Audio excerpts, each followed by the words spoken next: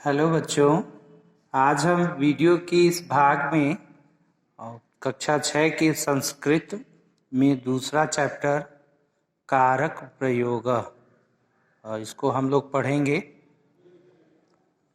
कारक प्रयोग, कारक का प्रयोग, तो कारक के बारे में जानेंगे इसमें हम लोग। तो आइए इस लेसन को पढ़ने से पहले इसमें कुछ जो शब्द आए हुए हैं, कठिन शब्द, उनके अर्थ को जान लेते हैं हम। से व्याधिश्रम, तो व्याधिश्रम का अर्थ जो है वह रोग के समान। अपत्य श्रम, संतान के समान। अपत्य श्रम, संतान के समान। दैवात, दैव से। आख्यात, आख्यात का अर्थ होता है बतलाता है। संभ्रम मतलब आदर सत्कार। वपुह, वपुह का अर्थ शरीर होता है। कदर्यम यानी कंजूसी। अनृतम झूठ। मदाय, मदाय का अर्थ होता है घमंड के लिए। परेशान दूसरों के लिए। लोभात, लोभ से। प्रभवति उत्पन्न होता है। लुब्धा नाम, लोभियों के लिए। रिपुवह शत्रु। जर स्त्रीणाम यानी कुलटाओं के लिए, जो कुलटा स्त्री होती है उसको जर स्त्री कहते हैं, तो कुलटाओं के लिए। चौराणाम, चोरों के लिए। व्यसने, संकट काल में। मति, सद्बुद्धि। सर्वत्र वै यानी सब जगह के लिए। अब आइए इसको पढ़ते हैं हम। कारक परिचय, क्रिया के साथ जिसका साक्षात संबंध हो उसे कारक कहते हैं। कारक किसे कहते हैं? तो क्रिया के साथ जिसका साक्षात यदि सीधा संबंध हो उसे हम कारक कहते हैं। जैसे छात्र पठत, छात्र पढ़ता है। इस वाक्य में पठत क्रिया पद का छात्र से साक्षात संबंध है। छात्र से साक्षात संबंध है किसका? पठत क्रिया। क्रिया क्या है? पठत, पढ़ने की क्रिया हो रही है, उसका कर्ता कौन है? छात्र है। साक्षात संबंध है, इसलिए छात्र शब्द पठत क्रिया का कर्ता है। जैसा कि हम जानते हैं कि क्रिया को करने वाले को हम कर्ता कहते हैं, तो छात्र शब्द पठत क्रिया का कर्ता है। उन कारकों को अभिव्यक्त करने के लिए जिनका प्रयोग होता है उन्हें विभक्ति कहते हैं। देखिए, कारक चिन्हों को ही हम विभक्ति या प्रसर्ग कहते हैं। तो उसको प्रकट करने के लिए जिसका प्रयोग होता है उन्हें ही हम विभक्ति कहते हैं। उन्हीं के आधार पर शब्द रूप सातों विभक्तियों एवं तीनों वचनों में चलते हैं। सातों विभक्तियों एवं तीनों वचनों में चलते हैं। वचन, एक वचन, द्विवचन, बहुवचन। एक वचन यानी एक की संख्या हो, दो वचन दो लोग की संख्या, और तीन वचन सॉरी बहुवचन, बहुवचन यानी जिसमें तीन से अधिक हो उसको हम बहुवचन कहेंगे। ठीक है, तो तीनों वचनों में चलते हैं। देखिए, वाक्य क्रिया या साक्षात अन्वय यानी येन शब्देन सह भवति तत्पदम कारकम भवति, यानी इसे यही जो हिंदी में दिया हुआ है, ये संस्कृत में दिया हुआ कि क्रिया के साथ जिसका साक्षात संबंध हो यानी सीधा संबंध हो। वाक्य में क्रिया या क्रिया का साक्षात अन्वय यानी संबंध येन शब्देन, जिस शब्द के साथ होता है, तत्पदम कारकम भवति, वह पद क्या कहलाता है? कारक कहलाता है। वह कारक कहलाता है। कारकाणाम अर्थम प्रकटयितुम, कारक के अर्थ प्रकट करने के लिए। ये शाम संयोजनम शब्द, यानी जब प्रकट होता है और शब्दों का संयोजन जो स्थापित करता है। सभवति ते कारका, कारक विभक्तय यानी वही कारक होता है। इन शब्दों के संबंध को जो स्पष्ट करता है वह कारक कहलाता है। कारक विभक्तय भवत, वो कारक की विभक्ति होते हैं। यथा, यथा जैसे। हे छात्रा, दशरथस्य पुत्रः रामः वनात् लंका गत्वा युद्धे रावणं बाणेन हत्वा लंका राज्यम विभीषणाय अयच्छत्। तो हे छात्राः, हे संबोधन का चिन्ह, ये संबोधन है। हे छात्राः, दशरथस्य, दशरथ की यह षष्ठी विभक्ति है इसमें, दशरथ में दशरथस्य, तो दशरथ के पुत्र राम यानी राम, वनात् वन से, लंका गत्वा लंका को जाकर, युद्ध में, रावणम रावण को, बाणेन बाण से, हत्वा यानी मार कर, लंका राज्यम यानी लंका राज्य को, विभीषणाय अयच्छत् विभीषण को दे दिए। रहे छात्रा, दशरथ के पुत्र राम वनात् लंका यानी वन से लंका जाकर युद्ध में रावण को बाण से हत्वा यानी मार कर लंका राज्य विभीषण को दे दिए। लंका राज्य जो है वो विभीषण को दे दिए। अत्र रामः प्रथमा विभक्तो, तो यहाँ राम जो है वो प्रथमा विभक्तो, प्रथमा विभक्तो यानी इसका कर्ता कारक यानी ने, प्रथमा विभक्ति है वह, तो राम ने प्रथमा विभक्तो, रावणम लंकाम च द्वितीय विभक्तो, और रावण में रावण को, फिर लंका को, यहाँ पर द्वितीय विभक्तो यानी कर्म कारक का चिन्ह क्या होता है, को होता है।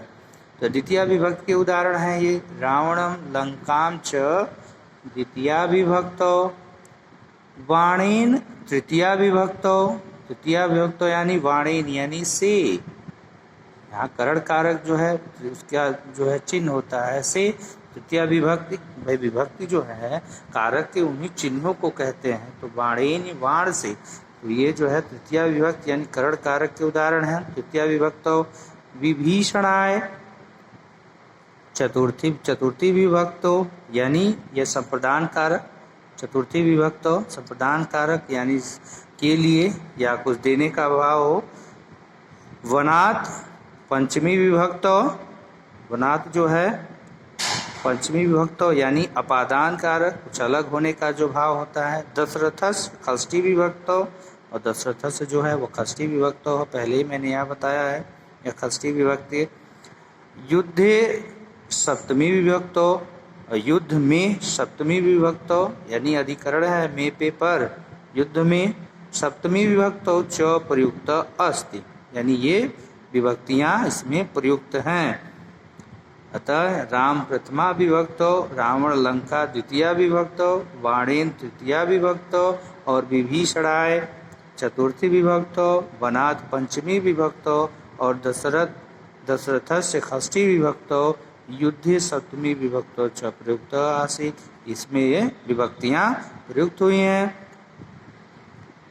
हे छात्राः संबोधनम अस्ति, और हे छात्र क्या है, हे छात्र जो है वो संबोधन है। संबंधम संबोधनम च विहाय, कर संबंध कारक और संबोधन कारक च विहाय यानी छोड़कर, कर्ता कर्म करण संप्रदान अपादान अधिकरणम इति षष्ठकारकाणि भवन्ति, यानी इन दोनों को छोड़ करके कर्ता कर्म करण संप्रदान अपादान अधिकरण ये 6 कारक होते हैं, 6 कारक माने जाते हैं। संबंधस्य संबोधनस्य च साक्षात् अन्वयः क्रियया सह न भवति, रह कि संबंधस्य संबोधनस्य च, संबंध और संबोधन साक्षात अन्वय, साक्षात क्रिया के साथ साक्षात संबंध न भवति नहीं होता। अतः द्योः गणना कारके नास्ति, अतः इन 2 कारकों की गणना जो है कारक में नहीं होती, इन 2 की गणना कारक में नहीं होती। अब आइए पढ़ते हैं, देखिए कर्ता कारक, कर्ता कारक का चिन्ह हम जानते हैं ने होता है, कर्म कारक का को होता है, देखिए यहाँ गलत दिया हुआ है, का नहीं यह को होगा, तो इसको आप लोग ठीक कर लेंगे। यह जो है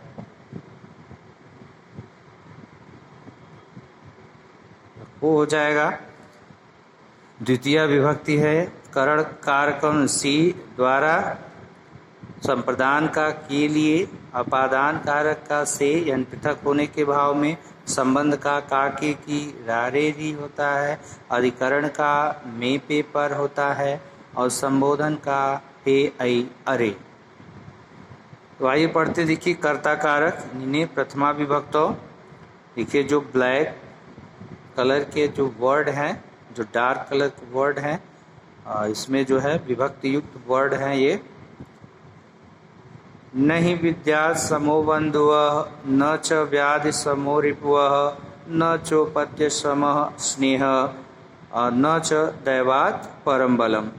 नहीं विद्या समो बंधु, न ही यानी नहीं है, विद्या समो यानी विद्या के समान, बंधुव यानी मित्र, न च और न, व्याधि समो रिपु, न ही व्याधि का मतलब रोग के समान, रिपु मतलब शत्रु, और न च अपत्य समः, और न ही अपत्य समः यानी पुत्र के समान, स्नेह स्नेही, और न च और न ही दैवात परम बलम, और न ही देवताओं के बाद कोई दूसरा बल।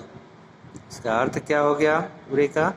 देखिए नहीं विद्या समो बंधु यानी विद्या के समान कोई बंधु नहीं है, और न च व्याधि समो रिपु, और न ही रोग के समान कोई दूसरा शत्रु है, और न चौपत्य समः यानी न पुत्र के समान कोई स्नेही है, और न च दैवात परम बलम, और न ही कोई देवता के समान अन्य दूसरा बल है। तो न विद्या के समान कोई मित्र नहीं है, और रोग के समान कोई शत्रु नहीं है, और पुत्र के समान कोई दूसरा स्नेही नहीं है, और न च दैवात परम बलम, और न जो है देवता के सिवा कोई दूसरा बल है। द्वितीय विभक्ति देखिए कर्म कारकम यानी को इसका चिन्ह है। द्वितीय विभक्ति आचारः कुलमाख्याति देशमाख्याति भाषणम संभ्रम स्नेहमाख्याति वपुराख्याति भोजनम। आचारः कुलमुख्याति, आचार देखिए अच्छा आचरण, सच्चरित्र, अच्छे गुण, कुलमाख्यात किसको बतलाते हैं? कुल को बतलाते हैं। देशमाख्यात और देश ख्यात मतलब बतलाना होता है, प्रसिद्ध।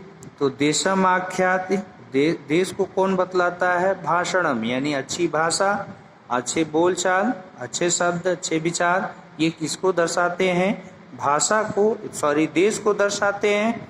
और संभ्रम स्नेहमाख्यात, और संभ्रम यानी आदर सत्कार, स्नेहमाख्यात प्रेम को दर्शाता है, और वपुरख्यात भोजनम और शरीर को भोजन दर्शाता है, यानी भोजन जो है वो शरीर को दर्शाता है।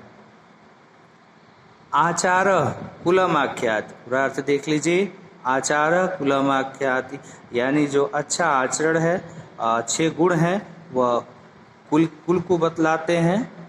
जैसे लोग कहते हैं ना कि इसके आचरण ऐसा है, यह बहुत गुणवान है, इसके परिवार वाले भी अच्छे हैं, इसके परिवार का संस्कार बहुत अच्छा है। और देशमाख्यात लोग कहते हैं वहाँ की भाषा बड़ी अच्छी है, बहुत अच्छा बोलते हैं लोग। और संभ्रम स्नेहमाख्यात भाई आदर सत्कार प्रेम का प्रतीक है, यानी जो प्रेम करता है आपसे, आपका प्रेमी होगा, वही आदर सत्कार करेगा। और वपुरख्यात भोजन भाई अच्छे शरीर अच्छे भोजन को दर्शाएगा ना, अच्छा शरीर अच्छा भोजन जो है अच्छे शरीर को दर्शाएगा। कहते आचार कुलम ख्यात, आचरण जो है वो कुल को बतलाता है, और भाषा जो है वो देश को बतलाती है, और आदर सत्कार प्रेम को बतलाता है, दर्शाता है, और शरीर को भोजन दर्शाता है। शरीर की ख्यात कौन बताता है? भोजन। अब देखिए करण कारकम, करण कारकम यानी से द्वारा तृतीया विभक्ति अक्रोधेन जयेत क्रोधम साधुना जयेत कदर्यम दानेन जयेत सत्येन चानृतम।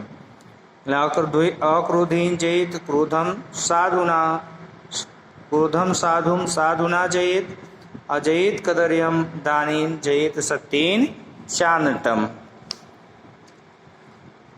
अक्रोधेन जयेत क्रोधम, यानी क्रोध पर विजय किससे होगी? अक्रोध से। यानी क्रोध पर विजय हम किससे पा सकते हैं? अक्रोध से, यानी शांति से हम अशांति पर विजय पा सकते हैं। और क्रोधम साधुम साधुना जयेत, जयेत कदर्यम दानेन, और कंजूसी पर किससे हम? दान से जीत पा सकते हैं। और जयेत सत्येन चानतम, और जो है झूठ पर सत्य से विजय प्राप्त कर सकते हैं। अर्थात अक्रोध से क्रोध को जीतना चाहिए, सज्जनता से असाधु को जीतना चाहिए। असाधु को यानी जो दुष्ट व्यक्ति हैं उनको हमें सज्जनता से जीतना चाहिए, और दान से कंजूस को जीतना चाहिए, और झूठ को सत्य से जीतना चाहिए। देखिए अक्रोधेन, ये से है, करण क्या है? तृतीया विभक्ति। जो ब्लैक शब्द हैं और काले जो डार्क वर्ड हैं, ये जो है विभक्ति युक्त है, और ये तृतीया विभक्ति है। तो अक्रोधेन, यही क्रोध को अक्रोध से, अक्रोध से क्रोध को जीतना चाहिए, सज्जनता से असाधु को यानी दुष्ट को जीतना चाहिए, दान से कंजूस को जीतना चाहिए, और झूठ को सत्य से जीतना चाहिए। आगे आइए देखते हैं। संप्रदान कारकम, संप्रदान कारकम यानी के लिए, दानार्थ, चतुर्थी विभक्तियां, विद्या विवादाय, धनम मदाय, शक्तिय परेशान परपीडनाय, फलस्य साधो विपरीत में तत् ज्ञानाय दानाय च रक्षणाय। करें विद्या विवादाय, विद्या विवाद के लिए, धनम मदाय, और धन जो है अहंकार के लिए, और शक्ति और शक्ति जो है परेशान पर पीड़नाय, यानी दूसरों को पीड़ा के लिए, दूसरों की पीड़ा के लिए, दूसरों को सताने के लिए। तो देखिए व्यक्ति जो है दो प्रकार के होते हैं समाज में, सज्जन व्यक्ति भी होते हैं, दुर्जन व्यक्ति भी होते हैं। तो जो दुर्जन व्यक्ति होते हैं उनके पास विद्या जो होती है वो किसके लिए? विवाद के लिए। और धन उनके पास होता है दुर्जन व्यक्तियों के पास तो किसके लिए? अहंकार के लिए। और उनके पास अगर शक्ति है तो किसके लिए? दूसरों को पीड़ा पहुंचाने के लिए। लेकिन वहीं खलस्य साधो विपरीत में तत्, वहीं एक सज्जन पुरुष के पास, सज्जन आदमी के पास अगर ये चीजें हैं तो ठीक उसका उल्टा कर, विपरीत में तत्, ठीक उसका उल्टा है। यानी विद्या किसके लिए हो जाएगी? ज्ञान के लिए। और धन जो है किसके लिए? दान के लिए। और जो शक्ति है वो च रक्षणा है, यानी दूसरों की रक्षा के लिए। यानी सज्जन व्यक्ति के पास विद्या दान के लिए, और धन जो है विद्या ज्ञान के लिए, और धन दान के लिए, और शक्ति जो है वो दूसरों की रक्षा करने के लिए। सो स्टूडेंट, आज के वीडियो में बस इतना है। सब नेक्स्ट वीडियो में पढ़ेंगे इसको, अगले भाग में। सो स्टूडेंट, तब तक के लिए टेक केयर, बाय बाय।